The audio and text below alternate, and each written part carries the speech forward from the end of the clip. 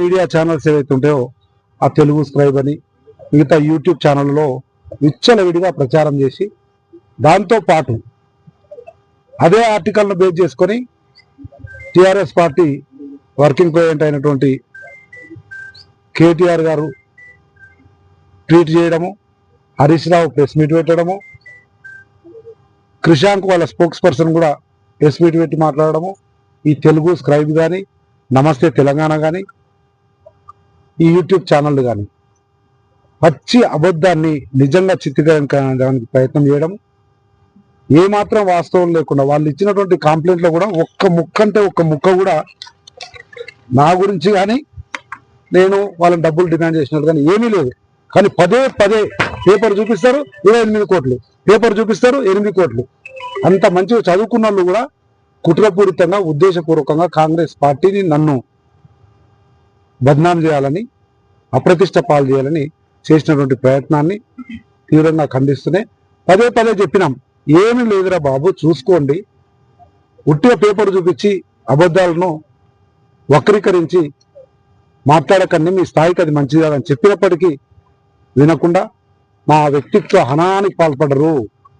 AICC కార్యదర్శిగా వివిధ రాష్ట్రాల్లో పనిచేస్తూ 35 సంవత్సరాలు నిష్కలంకంగా ఎక్కడ కూడా మచ్చ లేకుండా 35 సంవత్సరాలు రాజకీయాల్లో ఉన్నా, శాసనసభ్యుడిగా పనిచేసిన అటువంటి నా గౌరవానికి భంగం వాటిల్లింది. నా వ్యక్తిత్వాన్ని హననం చేసేది కనుక చట్టరీత్యా చర్య తీసుకోమని చెప్పి ఇప్పుడే ఏసీపీ గారిని కలిసి ఫిర్యాదు చేయడం జరిగింది. ఈ ఫిర్యాదు కేటీఆర్ మీద, హరీష్ రావు మీద, క్రిషాంక్ మీద, తెలుగు స్క్రైబ్ మీద, నమస్తే తెలంగాణ మీద, వీటన్నిటిని బేస్ చేసుకొని నా మీద వ్యక్తిత్వ హననానికి పాల్పడడంగా చర్య తీసుకోమని ఇప్పుడే కంప్లైంట్ చేయడం జరిగింది. తర్వాత కూడా ఏ వేదికైనా పోలీస్ స్టేషన్ ఉండని, కోర్టు ఉండని, ఎక్కడికైనా పోతాం కానీ ఈ వ్యక్తిత్వ హననానికి పాల్పడ్డ వారి మీద చట్టపరమైన చర్యలు తీసుకోవాలి. నాకు మానసిక వేదన పెట్టింది కనుక చర్య తీసుకోవాలి. ఇదే విధంగా మానసిక వేధింపులకు గురి చేసి వ్యక్తిత్వ హననానికి పాల్పడుతూ మా గౌరవ మర్యాదలకు భంగం వాటిస్తున్నటువంటి వీళ్ళందరి మీద చర్యలు తీసుకోవాలని డిమాండ్ చేస్తా ఉన్నాం. ఏ వేదిక మీదకైనా పోతా కానీ కోర్టు గిడుస్తా, వీళ్ళ నిజస్వరూపం ఏందో తేలుస్తా. ఇంకొకసారి ఉద్విగ్నం ఉంటే అటువంటి పని చేయకుండా చేయడానికి నా ఈ పిటిషనే పనికొస్తుందని నమ్ముతా ఉన్నా. 35 సంవత్సరాలు ఎన్ఎస్యూ కార్యకర్త నుంచి వచ్చిన సోనియా గాంధీ దయ వల్ల, అలంపూర్ ప్రజల ఆశీర్వాదం వల్ల ఎమ్మెల్యే అయినా, ఎమ్మెల్యే 5 ఏళ్ళు పనిచేస్తే శాసనసభల టీఆర్ఎస్ను బీఆర్ఎస్ను ఎండగడితే, గట్టిగా మాట్లాడితే మమ్మల్ని ఏం చేశారో మీ అందరికీ తెలుసు. శాసనసభ నుంచి సభ్యత్వాన్ని రద్దు చేసి బయటకు పంపించారు.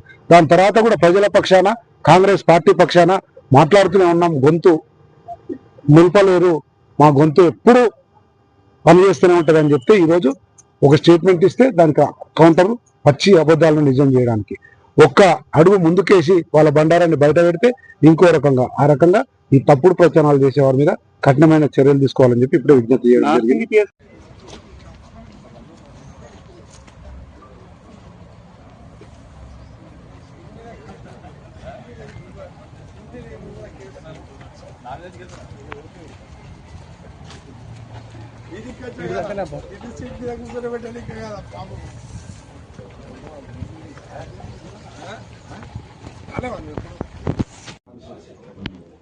ఎవరో 2 పిల్లలు, ఇంకో 2 జేసీబీకి సంబంధించిన ఈ జేసీబీ వాళ్ళు ఇంకో జేసీబీ వాళ్ళతో గొడవ అయితే ఆ పని చేస్తున్నటువంటి contract. Okay sir, last month అంటే ఈ మంత్ స్టార్టింగ్